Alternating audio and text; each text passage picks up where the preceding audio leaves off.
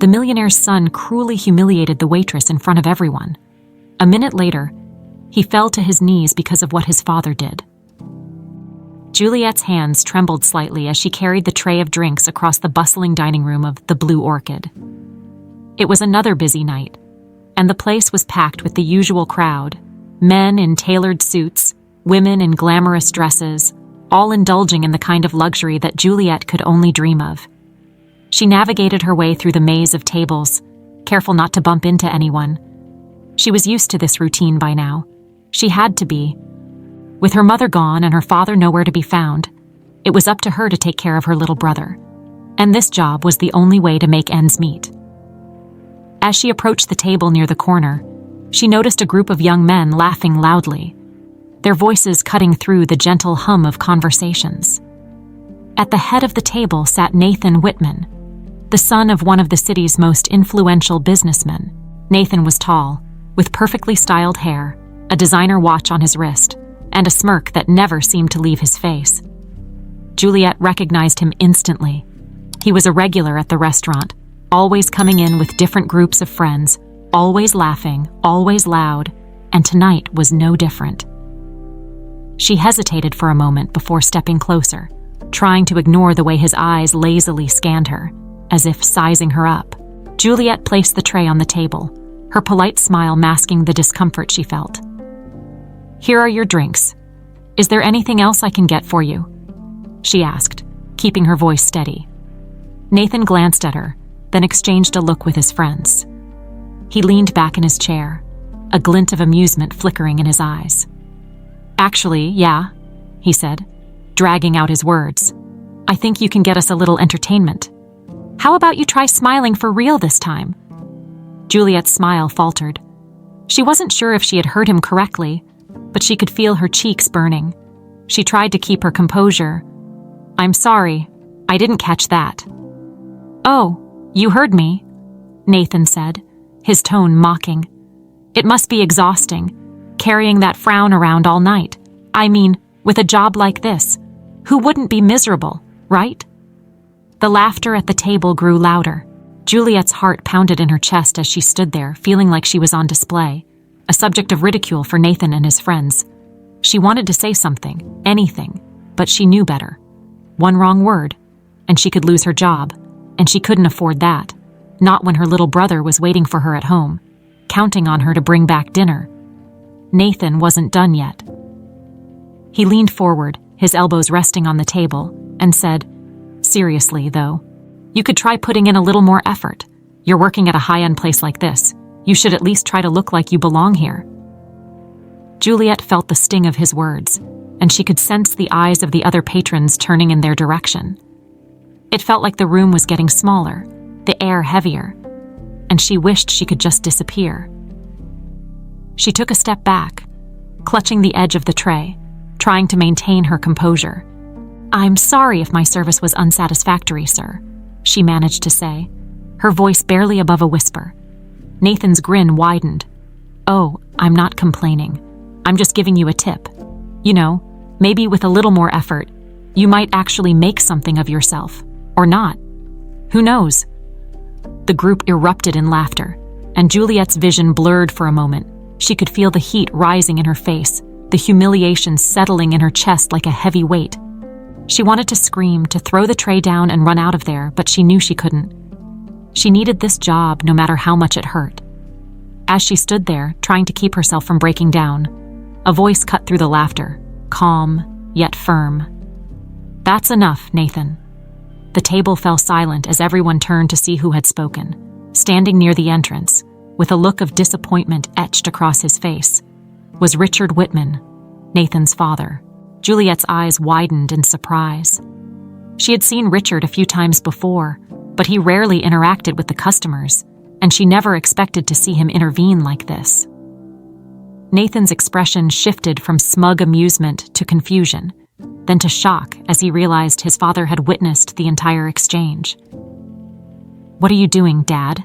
Nathan asked, trying to laugh it off. But there was an edge of nervousness in his voice. Richard took a few steps closer, his gaze never leaving his son. "I said that's enough," he repeated, his tone leaving no room for argument. The room was so quiet that you could hear a pin drop. "This behavior is unacceptable, and I won't stand by and watch you treat someone with such disrespect." Nathan's face flushed, and for the first time that night, he seemed to be at a loss for words. Juliet could hardly believe what she was hearing. Was Richard actually defending her? She had spent so many nights trying to blend into the background to avoid drawing attention, and now all eyes were on her. Richard looked at Juliet, his expression softening. "I'm sorry you had to endure that," he said quietly, then turned back to Nathan, his voice growing stern again. "You will apologize to this young lady, and after that, we're going to have a serious talk." Nathan's eyes flicked between his father and Juliet, and he swallowed hard. "Dad, come on." "Now, Nathan," Richard said, his voice like steel. Nathan hesitated, but the look on his father's face made it clear that there was no way out of this. Reluctantly, he turned to Juliet, his voice barely audible. "I'm sorry." Juliet nodded, not trusting herself to speak. She could still feel the eyes of everyone around her, but for once, she didn't feel so small. Richard gave her a reassuring nod, then placed a hand on Nathan's shoulder, guiding him toward the exit. The crowd began to murmur, the tension slowly dissipating, but the impact of what had happened lingered in the air. As Juliet watched them leave, she realized that this night had been different. Maybe, just maybe, it was the beginning of something new. Nathan's heart pounded as he followed his father out of the restaurant. The cold night air hit his face, snapping him out of the daze he had been in since Richard had confronted him. They walked silently for a moment, with Nathan trailing behind, his mind racing. He couldn't remember the last time his father had spoken to him like that, and certainly not in front of so many people. It was humiliating.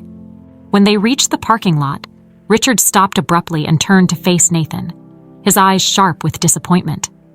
Nathan could barely meet his gaze, still trying to process what had just happened. "What the hell was that?" Nathan muttered, trying to sound defiant but failing miserably. "It was just a joke, Dad. Why are you making such a big deal out of it?" Richard's jaw tightened, and for a moment, he didn't respond. He just stared at Nathan, as if searching for some sign that his son understood the gravity of the situation. But when he spoke, his voice was calm, controlled. "A joke?" he repeated. "That's what you think that was? Humiliating someone, making them feel small, do you think that's funny?" Nathan shifted uncomfortably, his bravado fading. "It was harmless. She's just a waitress, Dad." Richard's expression darkened. "No, Nathan, she's not just anything. She's a person, and she deserves to be treated with respect. Something you clearly don't understand." He took a step closer, his voice lowering but no less intense. "I've watched you for months now, acting like you're better than everyone else, throwing your money around as if it makes you untouchable. Well, guess what? It doesn't." Nathan felt a surge of frustration. "You're overreacting. It's not like I did anything that bad. I don't see why you're blowing this out of proportion." "Overreacting?" Richard's voice was cold, each word precise. "Nathan, I'm ashamed of you. I've worked hard to build this company, to create something that stands for integrity and respect. And tonight, you made a mockery of everything I've tried to teach you." He paused, letting the weight of his words sink in. "I won't allow it to continue." Nathan's stomach twisted. "What does that mean?" "It means," Richard said slowly, "that you're done living off of my success. From this moment on, you'll have to earn your own way. No more trust fund, no more luxury apartment, no more credit cards. You're going to learn what it's like to live without all the privileges you take for granted." Nathan's eyes widened in shock. "You can't be serious." "Oh, I'm very serious," Richard said, his gaze unwavering. "You need to understand the value of hard work, and you clearly won't learn that while everything is handed to you on a silver platter." Nathan tried to think of something to say, some way to make his father change his mind, but he could see it was pointless. Richard's expression was set, unyielding. "Dad, come on, this is ridiculous." "No, Nathan," Richard interrupted. "What's ridiculous is watching my son act like an entitled brat and think that it's acceptable. I've been lenient with you for too long, but that ends tonight." Nathan felt his throat tighten. "So what do you want me to do? Get a job flipping burgers or something?" Richard's eyes narrowed. "Yes, if that's what it takes.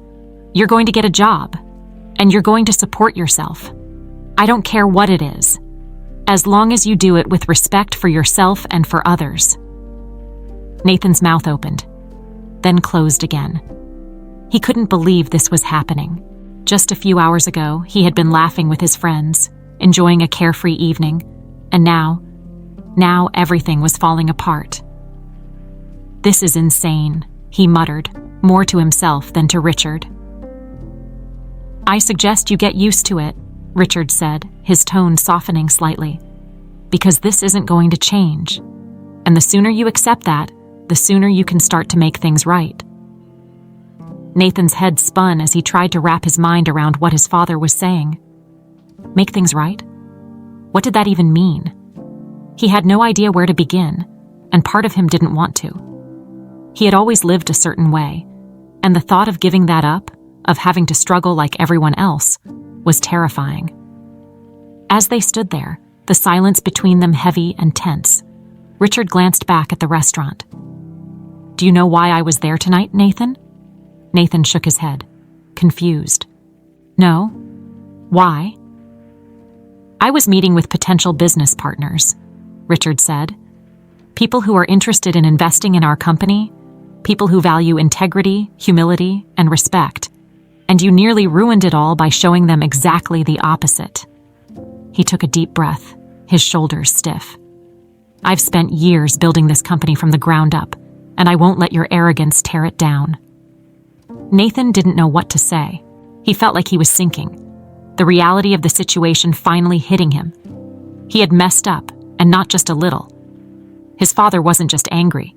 He was disappointed, and that hurt more than Nathan wanted to admit. Richard's gaze softened. "Just a little. Nathan, I'm giving you this chance because I still believe you can be better than this, but you need to want to change. You need to understand why what you did tonight was wrong." Nathan swallowed hard, trying to hold back the sting of tears. He had never seen his father like this, so resolute, so certain. I didn't mean to. I didn't think it was that big of a deal." "Well, it is," Richard said. "And until you realize that, you're going to keep facing consequences like this." He stepped back, giving Nathan one last look. "Now, go home. Tomorrow you'll start figuring out your new life. And I hope you use this opportunity to prove that you're capable of more than what I saw tonight." Nathan wanted to argue, to say something that would make his father reconsider, but no words came. He just stood there, feeling lost and alone as Richard turned and walked away, leaving him to grapple with the harsh reality of what was to come. The night was quiet, and for the first time in a long time, Nathan felt a cold sense of dread wash over him. He had no idea what he was going to do, but he knew one thing for certain. His life was about to change, and there was no going back. Nathan awoke the next morning in a daze, the events of the previous night still echoing in his mind. For a moment, as he lay in his bed, he almost believed it had all been a bad dream, but the sight of his phone, lying silent and untouched on the nightstand, was a harsh reminder that it was all very real. No missed calls from his father, no texts telling him everything was back to normal. Just silence. As he sat up, he glanced around his spacious bedroom, the expensive decor and luxury furniture now feeling out of place, almost foreign. It was like he was seeing everything for the first time, and none of it brought him the comfort it once did. He reached for his phone, hesitated, then finally opened it to check his bank account. His heart sank when he saw the balance. The massive sum that had always been there, a cushion that allowed him to live without worry, was gone. Nathan stared at the screen, hoping it was a mistake. But deep down, he knew it wasn't. His father didn't make empty threats. He had always been a man of his word. And last night, he had made it very clear. Nathan was on his own now. He tossed the phone back onto the bed and buried his face in his hands, trying to figure out what to do next. A few hours later, he found himself standing in front of his closet, staring blankly at the rows of designer clothes. Normally, he would have picked out something stylish and expensive without a second thought, but now, it all seemed pointless. He grabbed a plain t-shirt and jeans, something simple, and got dressed. He didn't know where he was going, but he couldn't just stay in his apartment all day, wallowing in self-pity. As he stepped outside, the city seemed different. The streets were just as crowded, the traffic just as loud, but Nathan felt disconnected, like he was watching everything from the outside. He wandered aimlessly for a while, ending up in a small cafe not far from his apartment. He ordered a coffee and sat by the window, staring out at the busy street, trying to ignore the sinking feeling in his chest. Every sip of coffee felt bitter, a stark contrast to the sweetness of the life he was used to. He kept glancing at his phone, half expecting a call from his father saying this was all just some elaborate lesson, and he could go back to how things were. But the phone never rang. Nathan realized he was on his own, truly on his own, for the first time in his life. After a long, restless day, he returned to his apartment, only to find a letter waiting for him. He hesitated before opening it, knowing it could only mean more bad news. The letter was from his father's office, confirming what he already knew. His accounts were frozen, and all financial support had been cut off. If he wanted to maintain any semblance of his old lifestyle, he would need to find a way to earn it himself. The words stung, but the final line was what hit him the hardest. Consider this your opportunity to prove that you can stand on your own, without relying on my name or my money. Nathan crumpled the letter in his fist, feeling a mix of anger and frustration. How was he supposed to do that? He had never had to work a day in his life. Everything had always been handed to him, and now he was expected to figure it out, just like that. It felt impossible. But as he stood there, staring at the crumpled letter, he realized he didn't have a choice. His father had given him an ultimatum, and he couldn't ignore it. Over the next few days, Nathan tried to come up with a plan. He reached out to a few friends, hoping they could offer some advice or connections. But it was clear that many of them weren't interested in helping him now that he wasn't Nathan Whitman, the son of Richard Whitman, the millionaire. The rejections stung, each one a reminder of how shallow his relationships had been. Desperate, he scrolled through job listings on his phone, feeling a sense of dread as he realized how underqualified he was for most of them. It wasn't that he wasn't capable, he had attended some of the best schools after all, but he had never taken anything seriously. He had always assumed he wouldn't need to. Now, looking at listings for entry-level positions, he realized just how little he had to offer. Eventually, he stumbled upon a job posting that caught his eye. It was for a delivery driver position. It wasn't glamorous, but it was something he could do without needing a lot of experience. Nathan hesitated, his pride screaming at him to keep looking, to find something more respectable. But he knew he didn't have the luxury of being picky. He needed to start somewhere. Taking a deep breath, he clicked on the link and filled out the application.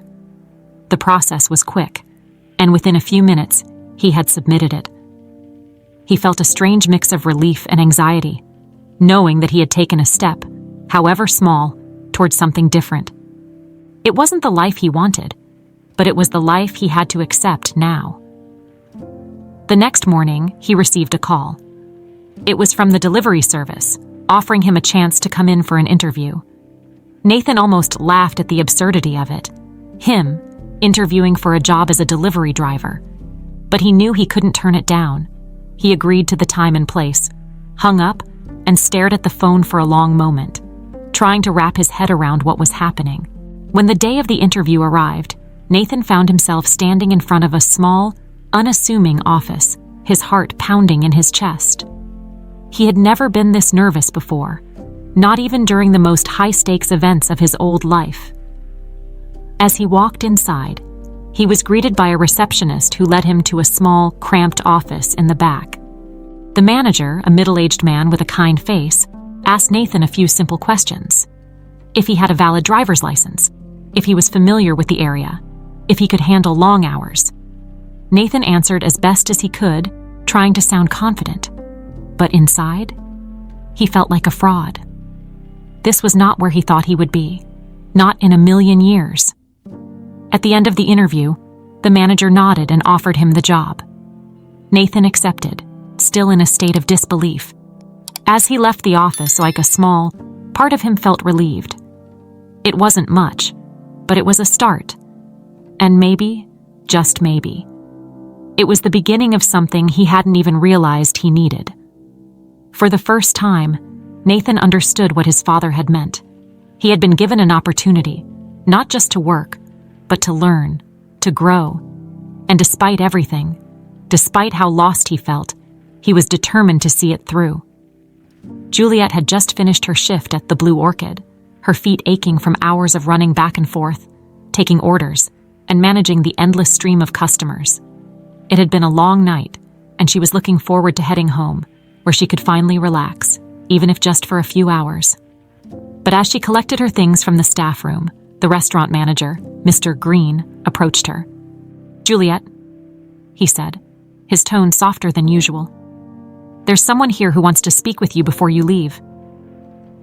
Juliet's heart skipped a beat. She immediately thought of the incident from a few nights ago, when Nathan had humiliated her in front of the entire restaurant. She feared it was another complaint or, worse, that she was about to lose her job. "Who is it?" she asked, trying to keep her voice steady. "Mr. Whitman, Mr. Green replied, and Juliet felt her stomach twist. Richard Whitman. What could he possibly want with her? She had barely exchanged a word with him that night. And yet, he had stepped in to defend her. Now, he wanted to talk to her directly. She followed Mr. Green to the private dining area where Richard was waiting, seated at a small table near the window. The room was dimly lit, giving it an air of quiet sophistication. And for a moment, Juliet felt out of place, like she didn't belong there. But she took a deep breath, squared her shoulders, and approached him. "Good evening, Mr. Whitman," she said politely, standing a few feet away. "You wanted to see me?" Richard looked up from the papers he had been reading and smiled. It was a warm, genuine smile, nothing like the condescending smirk she had seen on Nathan's face. "Yes, Juliet, please have a seat," he said, gesturing to the chair across from him. She hesitated but did as he asked, her mind racing with possibilities.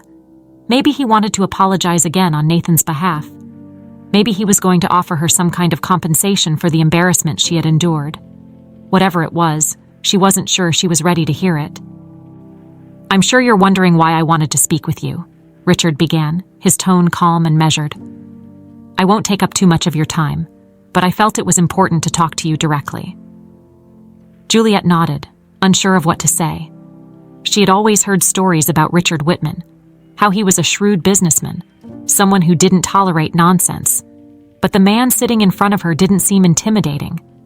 In fact, he seemed almost kind.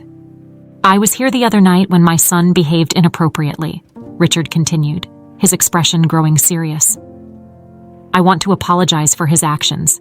I know he already apologized, but I feel it's important for you to hear it from me as well. What happened was unacceptable, and I'm deeply sorry you had to go through that." Juliet was taken aback. She hadn't expected this. "Thank you, Mr. Whitman," she said quietly. "I appreciate it."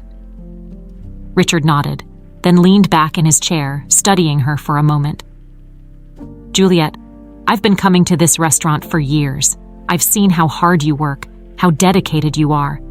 You always carry yourself with grace, even when the situation is difficult. It's not something everyone can do." Juliet felt her cheeks warm under his gaze. She wasn't used to receiving compliments, especially not from someone like Richard Whitman. I just try to do my best," she replied, unsure of how else to respond. "That's precisely why I'm here," Richard said, leaning forward. "I see potential in you, Juliet. More than just a waitress. I see someone who is intelligent, capable, and driven. I believe you have what it takes to do much more than this." He paused, letting his words sink in before continuing. "I'd like to offer you a position in my company." Juliet blinked, certain she had misheard him. "Excuse me?" she said, her voice barely above a whisper. "I'm serious," Richard said, his tone firm. "I'd like you to come work for me, in a role where you can grow, learn new skills, and build a future for yourself. I understand if it seems sudden, but I'm offering you this opportunity because I believe you deserve it." Juliet was stunned. She had expected many things from this conversation, but this was not one of them. She struggled to find the right words, her mind spinning. "But why me? There are so many people out there who are more qualified." Richard smiled again, this time with a hint of amusement. "Maybe, but none of them have shown me the same resilience and determination that you have. You've faced adversity and handled it with grace. That's a quality I value in my employees, and it's one I think will serve you well if you choose to accept this offer." For a moment, Juliet didn't know what to say. Part of her wanted to accept immediately, to seize this unexpected chance to change her life. But another part of her hesitated. She had spent so long relying on herself, and the idea of stepping into a new world, one where she didn't know what to expect, was daunting. What kind of position would it be?" she asked, buying herself a little more time to think. "It would be an entry-level role in our administrative department," Richard explained. "You would start by learning the basics, but there would be plenty of opportunities to advance. I won't lie to you, it will be challenging, but I have a feeling you're up for it." Juliet's mind was racing. This was a chance to escape the endless cycle of shifts at the restaurant, to finally have the kind of stability she had always dreamed of. But it also meant stepping into a completely new environment, one where she would have to prove herself all over again. I don't know what to say," she stammered. "I'm honored, really, but I'm not sure if I'm the right person for this." Richard's expression softened. "I understand your hesitation, Juliet. It's not an easy decision, and I'm not asking you to make it right now. Take a few days to think about it. Talk it over with your family if you need to, but know that this offer stands, and I'm confident that you're capable of more than you realize." Juliet nodded, her heart still pounding. She couldn't believe this was happening. She had spent so many years feeling stuck, struggling to make ends meet, and now, out of nowhere, she was being given a lifeline. "Thank you, Mr. Whitman," she said finally. "I'll think about it." "That's all I ask," Richard said, standing up and extending his hand. "Whatever you decide, I wish you the best of luck." Juliet shook his hand, still feeling like she was in a dream. As she left the restaurant that night, her mind was filled with a whirlwind of thoughts and emotions. She had no idea what the future held, but for the first time in a long while, she felt a glimmer of hope. Maybe this was the opportunity she had been waiting for, an opportunity to finally change her life, and her brother's, for the better. Nathan's alarm blared at 6:30 a.m., jolting him awake. He groaned, slapping at the clock until it stopped, then lay back on his bed, staring at the ceiling. This was his new reality: early mornings, a cramped apartment, and a job he never thought he'd have to take. It was his first day as a delivery driver, and he felt a knot of anxiety tighten in his stomach. He dragged himself out of bed, threw on his uniform, a plain shirt with the company logo, faded jeans, and a cap, and grabbed a quick breakfast of cold cereal. There was no time for the usual luxuries he used to indulge in. No leisurely coffee made by a barista. No browsing through social media before heading out. Just a quick meal, then straight to work. As he walked to the small office where he'd be picking up his delivery route for the day, he tried to ignore the creeping sense of dread. The streets were already bustling with people, everyone moving with purpose, and Nathan felt out of place, like a kid on his first day of school. He arrived at the office, where the manager from his interview, a man named Carlos, greeted him with a nod. "Morning, Nathan," Carlos said, glancing up from his clipboard. "You ready for your first day?" Nathan forced a smile. "Yeah, I guess so." Carlos handed him a small device that would guide him through his route, along with a list of packages to deliver. "It's pretty straightforward. Just follow the route on the screen, deliver the packages, get signatures if needed, and move on to the next one. Any questions?" Nathan shook his head, though he had plenty. He wasn't sure how he was going to handle this, but he didn't want to seem incompetent. Carlos gave him a reassuring pat on the back. "You'll be fine. Everyone's nervous on their first day. Just don't overthink it." Nathan nodded and headed out to the company van, feeling the eyes of a few other drivers on him. He could tell they were curious, maybe even a little amused, to see someone like him starting at the bottom. He climbed into the van, started the engine, and pulled out of the lot, his heart pounding. The first few deliveries went smoothly enough, but it didn't take long for things to go wrong. He missed a turn, ended up stuck in traffic, and then struggled to find the right entrance to an office building where his next delivery was scheduled. By the time he finally made it inside, he was late, and the receptionist greeted him with a look of impatience. "Finally," she said, signing for the package without bothering to look at him.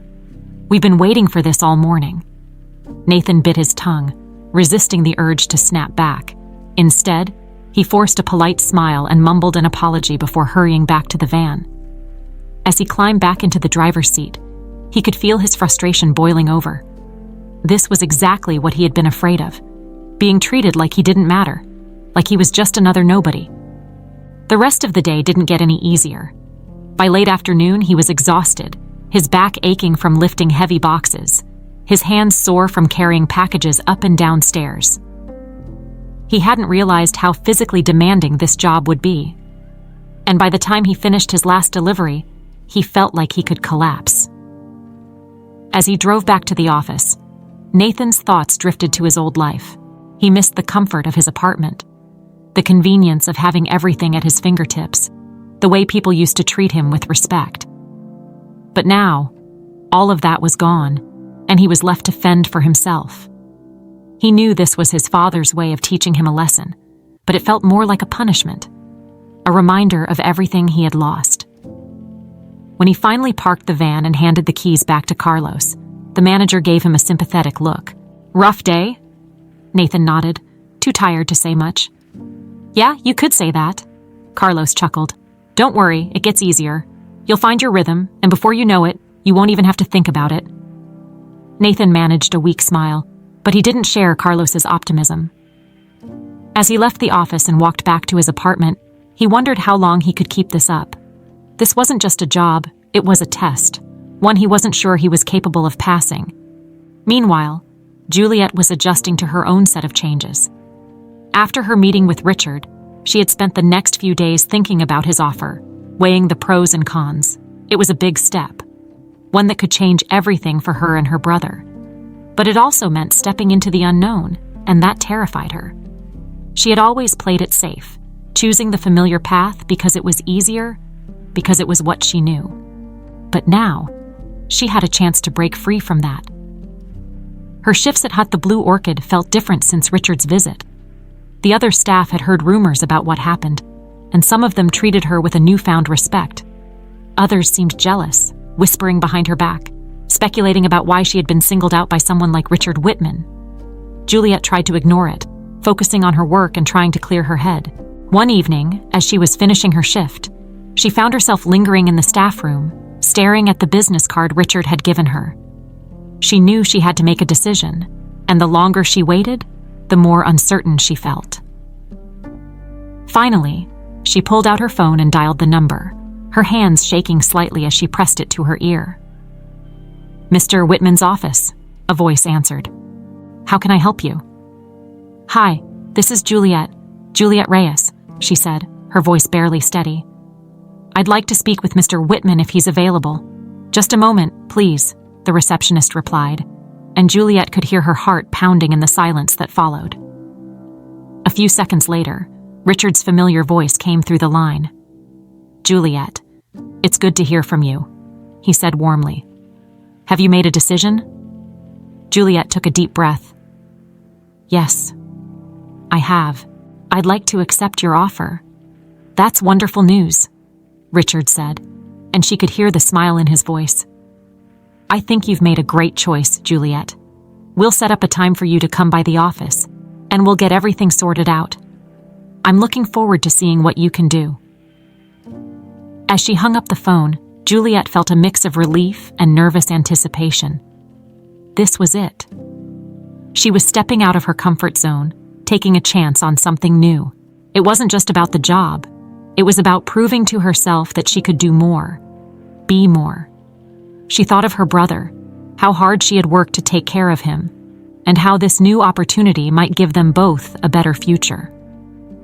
That night, as she walked home, she felt lighter than she had in a long time. The future was still uncertain, but for the first time, it felt full of possibilities. She had no idea what awaited her at Richard's company, but she was ready to find out. And as she looked up at the city lights, twinkling against the dark sky, she allowed herself to hope. Hope that things were finally changing for the better. Nathan's new life had quickly settled into a monotonous routine. Wake up early, throw on his uniform, and spend the day driving around the city, delivering packages to people who barely acknowledged him. It was a far cry from the life he once had, where every day was a string of leisurely brunches, social events, and indulgent evenings. Now, his days were filled with traffic, heavy lifting, and the occasional rude customer who treated him as nothing more than a nuisance. One afternoon, after a particularly exhausting shift, Nathan decided to drop by his father's office. He hadn't seen Richard since the night at the Blue Orchid, and he thought maybe, just maybe, if he showed that he was trying to adapt, Richard might ease up on his punishment. He felt a mix of apprehension and hope as he entered the sleek, towering building, his father's empire looming over him like a constant reminder of what he'd lost. As he stepped into the lobby, the receptionist looked up and offered a polite smile. "Good afternoon, Mr. Whitman," she said. "Can I help you?" "I'm here to see my father," Nathan replied, trying to sound casual. "Is he in?" "He's in a meeting at the moment," she said, glancing at her screen. "But you're welcome to wait if you'd like." Nathan nodded and took a seat in the lobby, glancing around at the familiar surroundings. He had been here countless times before, but it felt different now. He no longer belonged in this world of polished floors and expensive suits. After a few minutes, he noticed a familiar face walking through the lobby, carrying a stack of files. It was Juliet. For a moment, Nathan thought he was imagining things. What was she doing here?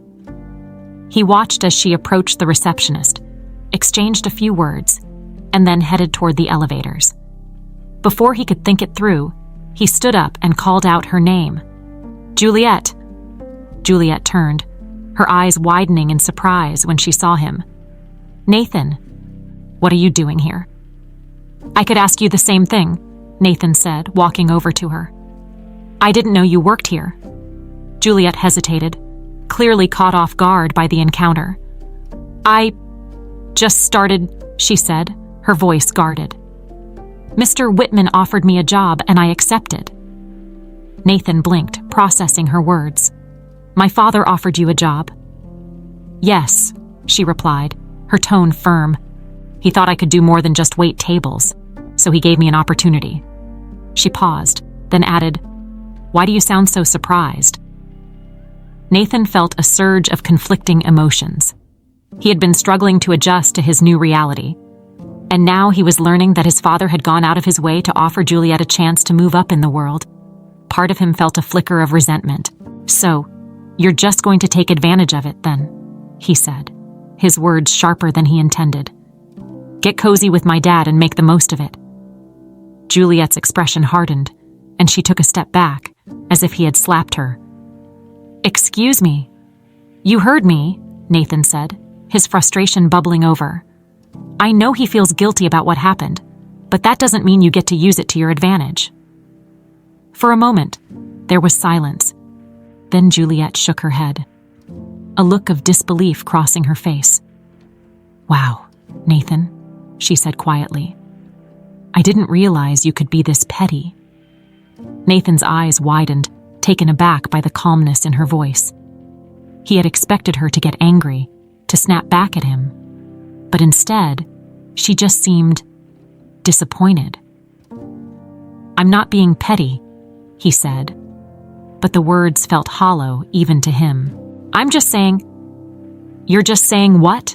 Juliet interrupted, her eyes flashing with a mix of hurt and defiance. "That I'm not allowed to take an opportunity because it came from your father. That I should stay stuck, struggling, because you're having a hard time accepting the consequences of your actions." She took a step closer, her voice steady and clear. "I didn't ask for any of this, Nathan. I didn't ask for your father to offer me a job, but when he did, I accepted it because I need this. I need to build a better life for myself and my brother. And if that means working hard and proving myself in a place like this, then that's what I'm going to do." Nathan felt a sting of shame at her words, but he didn't know how to respond. He had been so focused on his own struggles that he hadn't considered what this opportunity might mean for Juliet. I didn't mean to—" "Yes, you did," she said, cutting him off. "You meant to make me feel small, just like you did at the restaurant. But it didn't work then, and it won't work now." She held his gaze, her eyes unwavering. "I don't know what's going on with you, Nathan, but whatever it is, it doesn't give you the right to take your frustration out on me." Nathan opened his mouth to argue, but the words wouldn't come. Deep down, he knew she was right. He had been lashing out, trying to find someone to blame for the mess he was in, and Juliet had been an easy target. But seeing the strength in her eyes, the determination that he lacked, made him realize just how misguided he had been. "I'm sorry," he said finally, his voice barely audible. "I shouldn't have said that." Juliet's expression softened, but she didn't let him off the hook that easily. "No, you shouldn't have," she said, "but I'm not going to stand here and let you drag me down because you're struggling. I have my own battles to fight, and I don't need your negativity getting in the way." Nathan felt a pang of guilt, and he realized just how much he had underestimated her. Juliet wasn't just some waitress he could push around. She was strong, resilient, and determined to make something of herself, no matter what obstacles stood in her way. "Look," he said, trying to find the right words, "I didn't mean to make things harder for you. I'm trying to figure things out myself, and I don't know how to do this." Juliet studied him for a moment, then nodded, her expression softening slightly. "I get that," she said, "but you're not going to figure it out by tearing other people down. You need to find a way to deal with this, Nathan, and if you need help, ask for it. Don't just assume you're the only one struggling." Nathan didn't know what to say. He had never been good at asking for help, never had to, really. But now, standing in front of Juliet, he realized how alone he felt and how much he had to learn. I'm trying," he said, his voice barely above a whisper. Juliet nodded, and for the first time, she offered him a small, reassuring smile.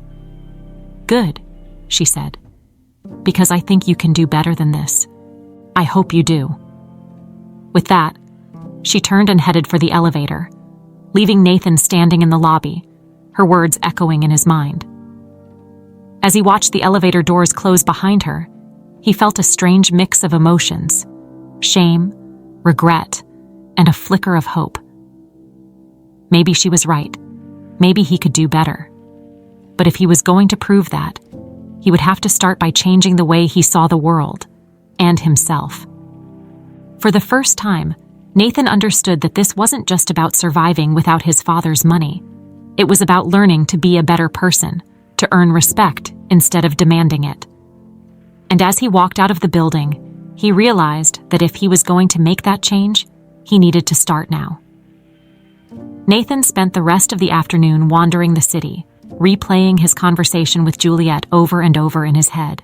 Her words had hit him harder than he'd expected, and he couldn't shake the feeling of guilt that clung to him.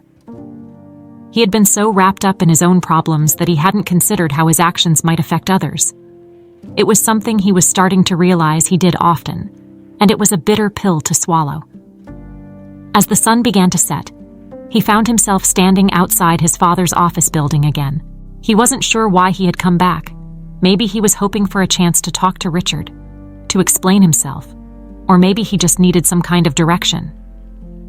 Before he could second-guess his decision, he pushed open the door and headed inside. The receptionist glanced up, a bit surprised to see him return. "Mr. Whitman is in his office now," she said. "Would you like me to let him know you're here?" Nathan hesitated, then nodded. "Yes, please." A few moments later, he was walking down the familiar hallway to his father's office, feeling a mix of nerves and apprehension. When he reached the door, he took a deep breath and knocked softly. "Come in," Richard's voice called from the other side. Nathan opened the door and stepped inside, finding his father seated behind his desk, reviewing a stack of documents. Richard looked up, his expression unreadable, and gestured for Nathan to sit down. "To what do I owe the pleasure?" Richard asked, his tone neutral. Nathan took a seat, unsure of how to start. I wanted to talk," he said finally, "about everything that's been happening." Richard leaned back in his chair, studying his son carefully. "Go on." Nathan shifted uncomfortably, trying to find the right words. "I know I haven't exactly been handling things well," he began, "and I know I've made a lot of mistakes. But I'm trying to understand why you're doing this. I mean, I get that you want me to learn a lesson, but I don't know, it feels like you're pushing me away." Richard's gaze softened slightly, and he let out a sigh. "Nathan, this isn't about pushing you away. It's about helping you see the world through a different lens. I know you think I'm being harsh, but there's a reason for it. One I don't think I've ever fully explained to you." Nathan frowned, puzzled. "What do you mean?" Richard stood up and walked over to the window, looking out at the city below. For a moment, he was silent, as if lost in thought. Then he turned back to Nathan, his expression serious. "You know I built this company from the ground up. But what you don't know is how hard it was to get here, and the things I had to go through to make it happen." Nathan listened, intrigued. His father rarely talked about his past, and he realized now how little he actually knew about it. "I wasn't always the man you see today," Richard continued. "I grew up in a small town, in a house barely big enough for the 5 of us. My parents worked themselves to the bone just to put food on the table, and there were plenty of nights when we went to bed hungry. I started working when I was barely a teenager, taking whatever odd jobs I could find. It wasn't glamorous, and it sure as hell wasn't easy, but it taught me something valuable, something I've been trying to teach you." Nathan's eyes widened. He had never imagined his father coming from such a background. To him, Richard Whitman had always been this powerful, successful figure, someone who had everything figured out. The idea of him struggling, working menial jobs, was hard to picture. Richard continued, his voice calm but firm. "I had to learn how to navigate the world without any safety net. I knew that if I wanted to get anywhere, I had to work for it, and that meant making sacrifices and facing setbacks. There were times when I thought about giving up, but I couldn't afford to, so I kept pushing, kept fighting, and eventually, I built something I could be proud of." Nathan felt a pang of shame as he listened. He had spent his entire life taking things for granted, while his father had fought for everything he had. "I didn't know," he said quietly. "Why didn't you ever tell me?" "Because I didn't want my past to define your future," Richard said, his eyes meeting Nathan's. "I wanted you to have opportunities I never did, but I see now that I made a mistake by shielding you from the realities of life. I gave you everything without making you earn it, and that's why you've never understood the value of hard work or respect." Nathan swallowed, the weight of his father's words sinking in. "I guess I've always just assumed things would be easy for me because they always have been." "That's precisely the problem," Richard said. "You've been living in a bubble, Nathan, and bubbles burst. I'm not doing this to punish you. I'm doing it because I want you to grow, to become the kind of person who can stand on his own 2 feet, no matter what life throws at him." Nathan felt a tightness in his chest. a mix of gratitude and guilt. "I'm sorry," he said, his voice barely above a whisper. "I didn't realize how much you had to go through, or how much I was taking everything for granted." Richard nodded, his expression softening. "I know, and that's why I'm giving you this chance. But you need to take it seriously, Nathan. This isn't just about surviving without money. It's about learning to respect yourself and others, no matter their background. Look at Juliet, for example." Nathan's head shot up at the mention of her name. "Juliet?" "Yes," Richard said. "She's someone who has had to fight for everything she has. She didn't get any shortcuts, and yet she carries herself with grace and dignity. That's why I offered her a job here, because I see potential in her. The same potential I hope to see in you one day." Nathan was quiet for a moment, absorbing everything his father had said. He thought about his encounter with Juliet earlier, the way she had stood up to him without flinching. She was stronger than he had given her credit for, and now he understood why his father respected her so much. "I don't know if I can be like that," Nathan admitted. "I've never had to work that hard for anything, and now I just feel lost." "You're not lost, Nathan," Richard said gently. "You're just finding your way, and it's okay to struggle. It's okay to make mistakes, but what matters is how you learn from them and how you pick yourself up after you fall." Nathan felt a flicker of hope, something he hadn't felt in a long time. "So, what do I do now?" "You keep going," Richard said. "You keep working, keep learning, and most importantly, you don't give up on yourself. It's going to be hard, but if you can face this challenge head-on, you'll come out stronger on the other side. And when that day comes, I'll be right there, proud of the man you've become." Nathan's throat tightened, and for the first time, he felt a sense of clarity. Maybe he wasn't as helpless as he thought. Maybe there was still a chance for him to prove himself, not just to his father, but to himself. "Thank you, Dad," he said quietly. "I'm going to try, I promise." Richard smiled, a rare, genuine smile that Nathan hadn't seen in a long time. "That's all I ask, son." As Nathan left the office, he felt lighter, like a weight had been lifted off his shoulders. He didn't have everything figured out yet, but for the first time, he had a direction and a reason to keep pushing forward. And that, he realized, was a start. Nathan's days began to take on a new rhythm. The early morning alarms, once a jarring reminder of how far he had fallen, now felt like a call to action. Each day, he climbed into his delivery van, set his route, and started working. And slowly, things began to change.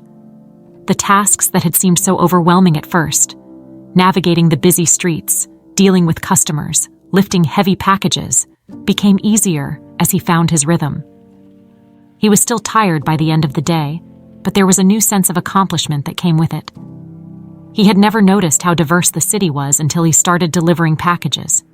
He found himself going into parts of town he had never set foot in before, delivering to small businesses, family homes, and busy office buildings. He met people from all walks of life: shop owners, secretaries, elderly residents, and gradually, he realized that each of them had their own stories, their own struggles. They weren't so different from him, and he wasn't as different from them as he had once believed. One afternoon, as he was making a delivery to a bustling neighborhood grocery store, he found himself helping the store owner, an older woman named Mrs. Ramirez, carry boxes inside. She thanked him warmly, chatting about how her son was supposed to help that day but had been called in to work at his second job. Nathan listened, nodding as she talked about how hard it was to keep the store running, especially during tough times. "People think it's easy running a place like this," she said, wiping her brow. "But it's not. You have to be there every day, even when you're tired, even when you don't want to be. But it's worth it, because it's yours, and you built it with your own hands." Nathan was struck by her words. He had never thought about work that way before, as something you could take pride in, even when it was hard. But he could see the pride in Mrs. Ramirez's eyes, And for the first time, he wondered if maybe that was what his father had been trying to teach him all along. As he continued with his deliveries, Nathan started to pay more attention to the people he interacted with. He made an effort to smile, to be polite, to ask how their day was going. At first, it felt awkward, like he was playing a role he wasn't used to. But gradually, it became more natural. He learned the names of the receptionists at the offices he visited regularly, and he started to look forward to his daily chats with Mrs. Ramirez and the other small business owners who had become familiar faces. One day, as he was leaving an office building, he saw a man struggling to load a stack of files into his car. Without thinking, Nathan walked over and offered to help. The man looked surprised but grateful, and together they managed to get everything loaded. "Thanks, man," the man said, clapping Nathan on the shoulder. "Most people would have just walked by." Nathan smiled. "No problem. Have a good one." As he walked back to his van, he realized that the old Nathan, the one who would have scoffed at the idea of manual labor, who never would have stopped to help a stranger, was slowly fading away. He was still figuring things out, still struggling in many ways, but he was beginning to see the world differently. He was starting to understand what his father had meant about earning respect, not just from others, but from himself. Meanwhile, Juliet was settling into her new role at Richard's company. The first few weeks had been a whirlwind of training, learning new systems, and adjusting to an environment completely different from the restaurant. She felt out of her depth at times, surrounded by people who seemed so confident and polished. But she reminded herself that she was there for a reason. Richard had seen something in her, and she was determined not to let him down. One afternoon, she was working on a spreadsheet when Richard walked into the office. She looked up, surprised, and quickly set her work aside. "Mr. Whitman," she said, standing up. "I didn't expect to see you here." "Please, Juliet, call me Richard," he said with a smile. "I just wanted to check in and see how you're settling in. It's been a few weeks now. How are you finding things?" Juliet hesitated, then nodded. "It's different, but I'm learning a lot. I'm still getting used to everything, but I think I'm starting to find my footing." Richard's smile widened. "I'm glad to hear that. You're doing well, Juliet. It's not easy to step into a new environment like this, but you've handled it with grace. I knew you would." Juliet felt a flush of pride at his words. "Thank you. That means a lot." Richard nodded, then added, "I've noticed you've been staying late some nights. Don't push yourself too hard. It's okay to take things one step at a time." Juliet hesitated, then decided to speak up. I'm trying to make sure I do everything right. I want to prove that I can handle this." "You already have," Richard said gently. "And I didn't bring you here because I wanted you to prove something. I brought you here because I believe in your potential. Don't forget that." As he left, Juliet felt a sense of reassurance wash over her. She had spent so much of her life feeling like she had to prove herself, to fight for every bit of respect she got.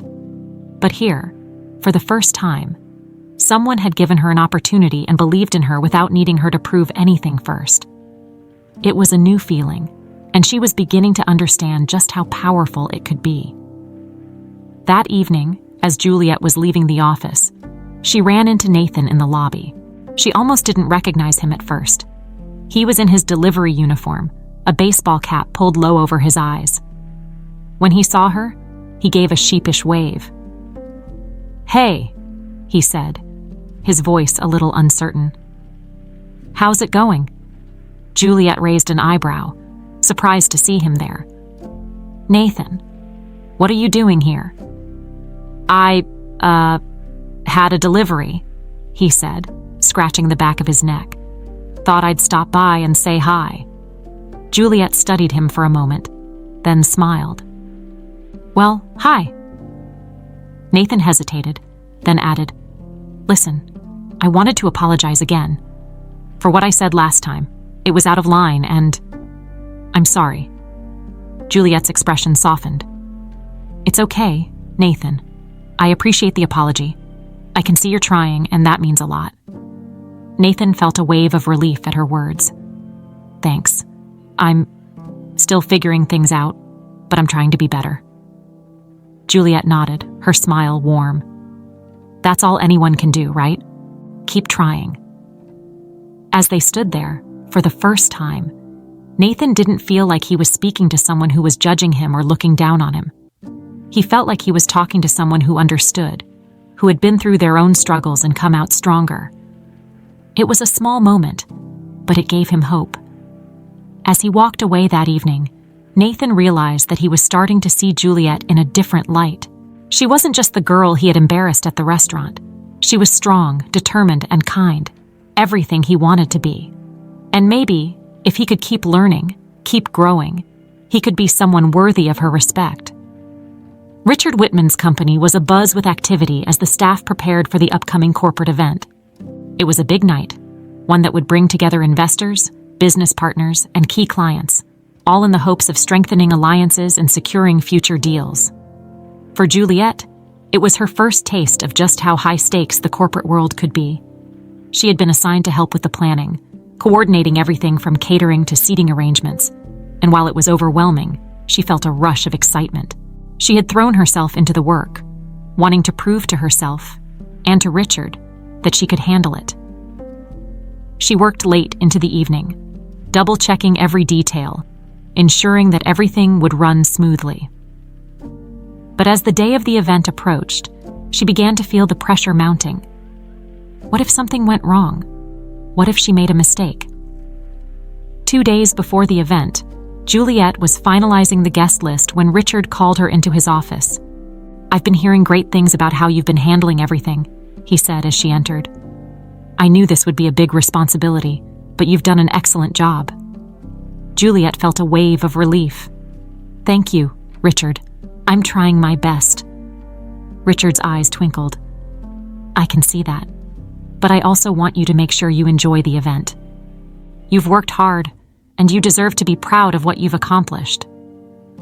Juliet nodded, though she still felt a bit nervous. "I just want everything to go well." "It will," Richard assured her. "And I have a little surprise for you. I've arranged for you to have a more prominent role during the event, something that will give you a chance to showcase your hard work. I'll fill you in on the details tomorrow." Juliet's heart skipped a beat. She had no idea what Richard had planned, but the thought of stepping into a more visible role made her both excited and anxious. She wanted to live up to his expectations, but she couldn't help but worry about what it might entail. The next day, Richard revealed his plan. Juliet would be responsible for introducing some of the key speakers at the event, including Richard himself. It was a significant responsibility, and Juliet felt a mix of pride and fear as she prepared her notes. She wasn't used to being in the spotlight, but she was determined to rise to the occasion. Meanwhile, Nathan had been trying to find a way to reconnect with his father. His conversation with Richard had been eye-opening, and he had been working hard to prove that he was serious about changing. He had started showing up at his father's office more often, asking questions about the business, trying to understand how things worked. At first, it felt awkward, like he was intruding on a world that no longer belonged to him, but gradually, Richard began to open up, sharing insights and advice. One afternoon, as Nathan was finishing a delivery near his father's building, he saw Richard stepping out of the office. Nathan hesitated, then approached him. "Hey, Dad," he said, trying to sound casual. "Do you have a minute?" Richard glanced at his watch, then nodded. "Of course. What's on your mind?" "I heard about the big event you're hosting," Nathan said, shifting his weight. "I was wondering if there's any way I could help. I know I'm not really part of the company, but I'd like to be involved, if that's okay." Richard studied his son for a moment, then smiled. "Actually, I was hoping you'd ask," he said. "There's a lot of setup involved, and we could use an extra pair of hands. It's not glamorous work, but it's important." Nathan felt a flicker of hope. "I'm up for it. Whatever you need." "Good," Richard said. "Come by the venue tomorrow, and I'll introduce you to the team. It's going to be a long day, but I think you'll find it worthwhile." the day of the event arrived, and the venue was transformed into a scene of elegance and sophistication. Crystal chandeliers cast a warm glow over the room, and the tables were set with pristine white linens and gleaming silverware. Juliet arrived early, dressed in a sleek, simple gown that made her feel more confident than she had in a long time. She walked through the space, checking the final details, and took a deep breath. This was it, the moment she had been preparing for. As guests began to arrive, Juliet busied herself with last-minute tasks, ensuring that everything was running smoothly. She greeted the speakers, confirmed their schedules, and kept an eye on the seating arrangements. Despite the chaos, she managed to keep her composure, and as the evening progressed, she found herself settling into her role. Nathan was also at the venue, dressed in a suit for the first time in months. He had spent the day helping with the setup, moving tables, arranging chairs, and coordinating with the catering staff. It was hard work, but he felt a sense of satisfaction that he hadn't experienced in a long time. He knew he was still a long way from earning his father's full trust, but being there, contributing to the event, made him feel like he was taking a step in the right direction. As the main part of the event began, Juliet took her place on the stage, her heart pounding. She could see the sea of faces in the audience, all watching her, and she had to force herself to breathe. This was her moment, and she couldn't afford to falter. "Good evening, everyone," she began, her voice steady despite the nervous flutter in her stomach. "On behalf of Mr. Richard Whitman and our entire team, I'd like to welcome you all to tonight's event. We are honored to have you here, and we hope you enjoy what we have prepared for you." The applause was polite, but it was enough to boost her confidence. She continued, introducing each of the speakers, including a few prominent business figures. As she spoke, she noticed Richard standing near the edge of the room, watching her with a proud smile. It gave her the strength to keep going, and by the time she finished her introductions, she felt like she had accomplished something significant. Nathan watched from the back of the room, his heart swelling with admiration. Juliet looked poised, confident, and completely in control, and he couldn't help but feel a pang of envy. She had found a way to thrive in this new environment, while he was still trying to find his footing. But instead of feeling bitter, he felt inspired. If she could do it, maybe he could too. The highlight of the evening was Richard's speech, and as he took the stage, the room fell silent. He spoke eloquently about the company's achievements, the importance of collaboration, and the future he envisioned for his business. But then, to everyone's surprise, he paused and turned his attention to Juliet. "Before I conclude, I'd like to acknowledge someone who has played a crucial role in making tonight possible," he said, gesturing to her. "Juliet Reyes joined our team not long ago, but her dedication, hard work, and grace under pressure have been nothing short of inspiring. She reminds me of why I started this journey in the first place, and I am grateful to have her with us." The room erupted in applause, and Juliet felt her cheeks flush as she smiled. She hadn't expected to be singled out like this, and she felt a wave of gratitude wash over her. Richard's words meant more to her than she could express, and as she looked out at the crowd, she saw Nathan clapping, a warm smile on his face. For Nathan, seeing Juliet receive that recognition was a revelation. He realized that true success wasn't about status or wealth. It was about making a difference, earning respect, and being someone people could rely on. And for the first time, he understood what his father had been trying to teach him all along. As the event continued, Nathan approached Juliet, who was still basking in the glow of Richard's praise. "You were amazing up there," he said, his voice sincere. "Really, I'm glad I got to see it." Juliet smiled, her eyes softening. "Thank you, Nathan. That means a lot." And in that moment, there was a quiet understanding between them. They were both on their own journeys, both trying to prove something to themselves and to the world, and maybe, just maybe, they could help each other along the way. The evening of the event continued with a sense of celebration and camaraderie, but for Nathan, there was a growing restlessness. He had watched Juliet shine on stage, confident and composed, and it had stirred something inside him. It was as if a mirror had been held up, showing him everything he wasn't, but wanted to be. The realization brought both a sense of clarity and a nagging fear. He knew there was one more thing he needed to do, something he had been avoiding for too long. Nathan glanced around the room, catching sight of his father speaking with a group of investors. For a moment, he hesitated, but then he saw Juliet talking to a few guests, her smile radiant, and he felt a surge of determination. This was his chance to make things right, not just with her, but with himself. He couldn't keep running away from his mistakes. He approached the stage, his heart pounding. The band was playing softly, and the guests were engaged in their conversations, barely noticing as Nathan picked up the microphone. But when he tapped it, sending a soft echo through the room, the chatter died down, and all eyes turned to him.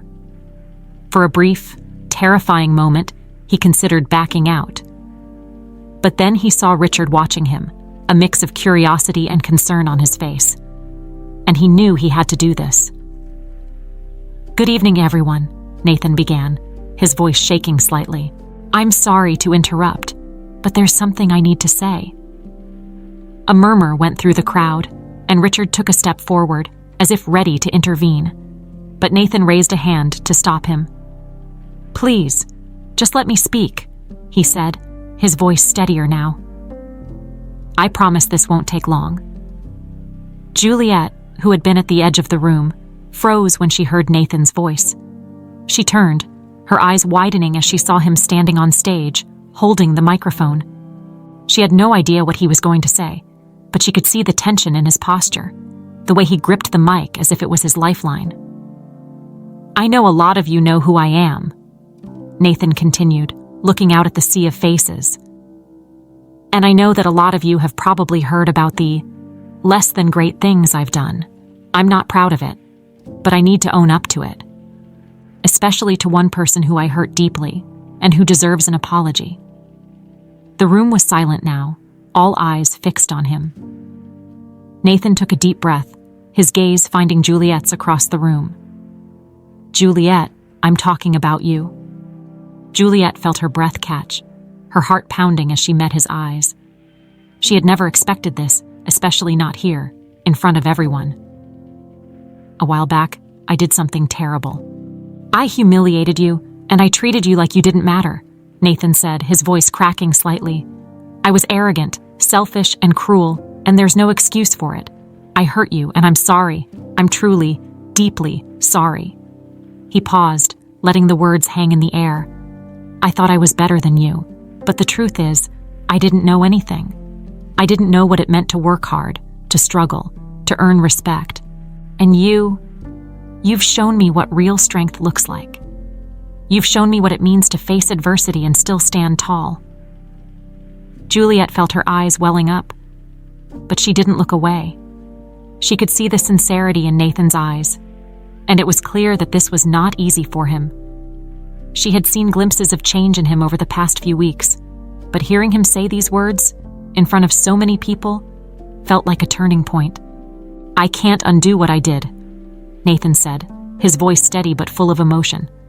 "But I'm trying to be better, and I want you to know that I respect you, and I admire you, more than I can say.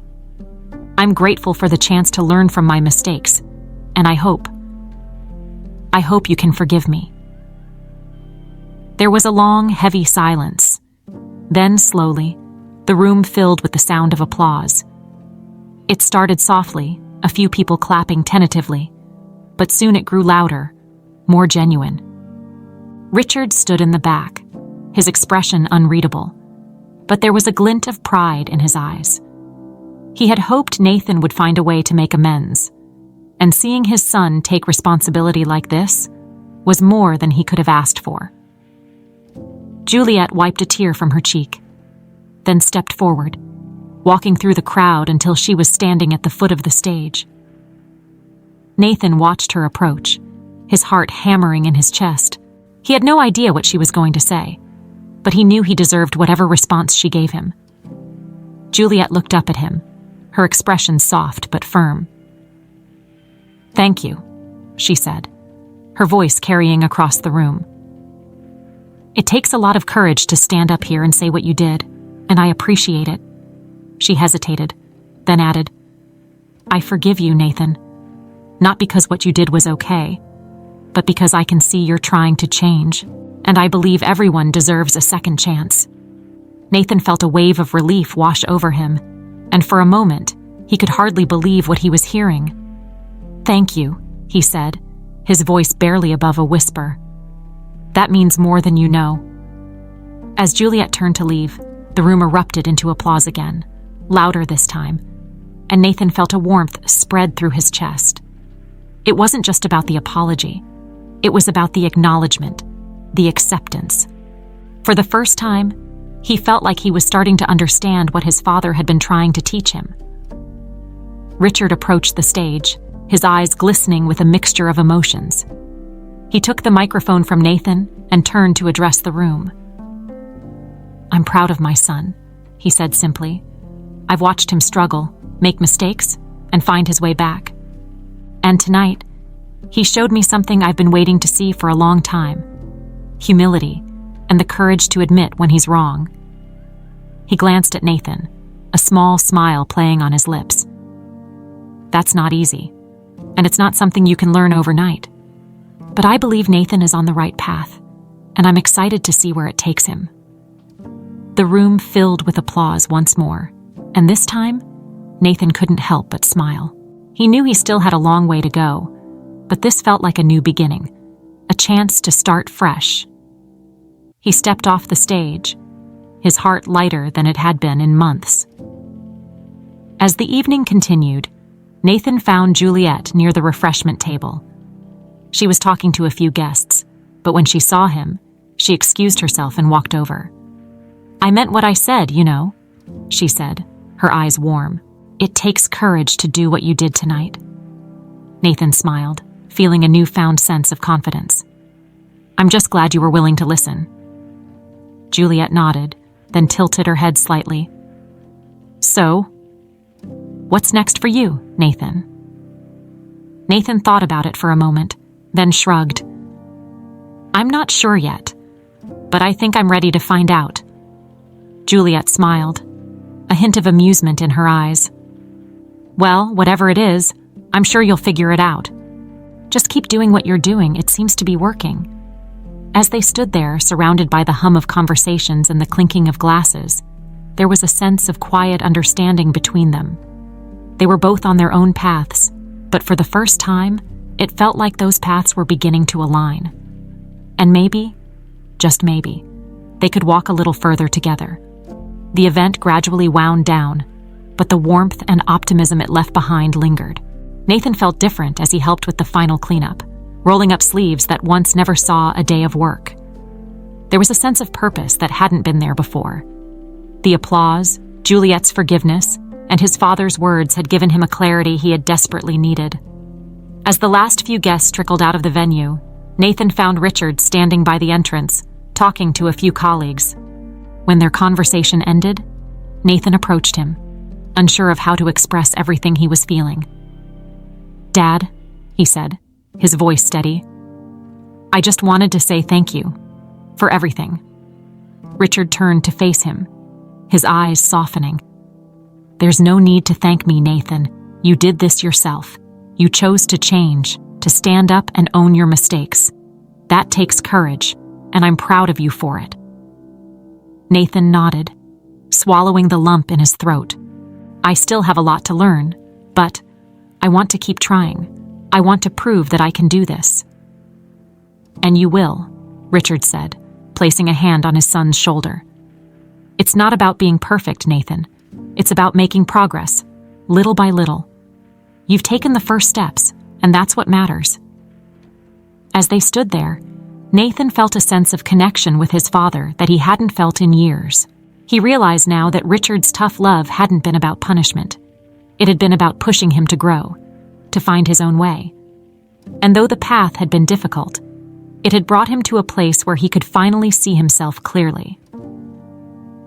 "Do you think there's a place for me in the company?" Nathan asked tentatively. "I mean, I know I'm not ready yet, but maybe someday?" Richard's expression softened even more. "There's always been a place for you, Nathan. But it's not about where you start. It's about what you make of it. If you're serious about this, I'll help guide you, but you'll have to earn it, and that means starting from the ground up." Nathan nodded, a small smile tugging at the corners of his lips. "I'm ready." Richard returned the smile, a rare, proud expression that lit up his face. "Then let's get to work." The next few weeks marked a new beginning for Nathan. He continued his job as a delivery driver, but he also started spending afternoons at the company, shadowing different departments, learning the ins and outs of the business. It was challenging, and there were moments when he felt completely out of his depth, but each day he learned something new, and with each lesson, he grew a little more confident. He also made a point of reconnecting with people he had drifted away from, friends who had once been mere social acquaintances, colleagues he had barely acknowledged before. Nathan reached out to them, not with the old arrogance, but with a genuine interest in understanding who they were. It was a slow process, but it felt real, and that made all the difference. Juliet, meanwhile, had continued to thrive in her role at the company. Richard had been true to his word, offering her opportunities to grow, and she had seized every one of them. She was now handling projects that were far more complex than when she had started, and her confidence had only grown. She found herself enjoying the work, not just for the sense of accomplishment, but for the way it allowed her to envision a future where she and her brother could finally have the stability they had always needed. One evening, after a long day at the office, Juliet decided to stop by a small cafe near the company's headquarters. She ordered a coffee and settled by the window, watching the city's evening bustle. She had barely taken a sip when she saw Nathan walk in, still in his delivery uniform, looking pleasantly surprised to see her. "Mind if I join you?" he asked, nodding toward the empty seat across from her. "Sure," Juliet said, smiling. "Long day?" "You could say that," Nathan replied, taking a seat, "but it's getting better." They chatted for a while, swapping stories about their day, their challenges, and the small victories they'd managed to pull off. It was easy, natural, and Nathan found himself appreciating how far they had both come. He hadn't realized how much he needed this kind of connection, someone who understood, who wasn't afraid to call him out but was also willing to give him a chance. As their conversation drifted, Juliet leaned back and looked at him thoughtfully. "You're really serious about this, aren't you?" she said. "About making things right." "I am," Nathan said, nodding. "It's not easy, and I still mess up sometimes, but I want to keep trying. I want to prove to myself, and to my dad, that I can be better." Juliet's smile was warm, and she reached across the table, placing a hand over his. "I think you already are, Nathan. And I think your dad sees that too." Nathan felt a warmth spread through him at her words. "You've been a big part of that, you know, more than you probably realize." Juliet shrugged, a playful glint in her eyes. "Well, I guess I have a talent for straightening people out." Nathan laughed, and for the first time, it wasn't tinged with the bitterness or defensiveness that had once marked their interactions. It was genuine, and it felt good. "Yeah, I'd say you do." The weeks turned into months, and the changes in Nathan became more apparent. He was more focused, more attentive, and most importantly, more grounded. Richard had given him a part-time position at the company, starting in a lower-level role, and Nathan had embraced it, eager to learn. He still had his delivery job, and balancing both wasn't easy, but he found that he enjoyed the challenge. It made him feel like he was earning his place, step by step. Juliet's career continued to grow as well. She had been promoted to a project coordinator position, and she was excelling. Richard often sought her out for her insights, and her colleagues respected her for her hard work and innovative ideas. She was no longer just the girl who had been humiliated by a spoiled rich kid. She was someone who had built her own success, and she was proud of it. One afternoon, Richard called Nathan and Juliet into his office. "I've been watching the two of you," he said, his tone light but sincere. "And I'm impressed. You've both come a long way, and I'm proud of how far you've grown." Nathan and Juliet exchanged a glance, a mixture of pride and gratitude washing over them. "There's a new project I'm launching," Richard continued, "and I'd like the two of you to work on it together. It's going to be a bit of a trial by fire, but I think you're up for it. What do you say?" Juliet grinned, nodding enthusiastically. "I'm in." Nathan felt a surge of excitement. "Me too." As they left Richard's office, they couldn't help but feel a sense of accomplishment. This was the beginning of something new, a partnership, a challenge, and perhaps even a new chapter in their relationship. They had both been through so much, and they knew there would be more hurdles to come. But for now, they were ready to face them, together. As they walked out into the late afternoon sun, Nathan turned to Juliet, his expression thoughtful. "You know, I used to think that the only way to prove myself was by being the best, by showing off how much I had. But now, I think it's about doing things that matter, things that make a difference." Juliet smiled, linking her arm with his. "You're right, Nathan, and I'm glad you're starting to see that." Together, they stepped forward, ready to face whatever the future had in store. For Nathan, it was a journey of redemption and growth. For Juliet, it was a journey of realizing her potential and building a life she could be proud of. And for both of them, it was the beginning of something new, something they were finally ready to embrace.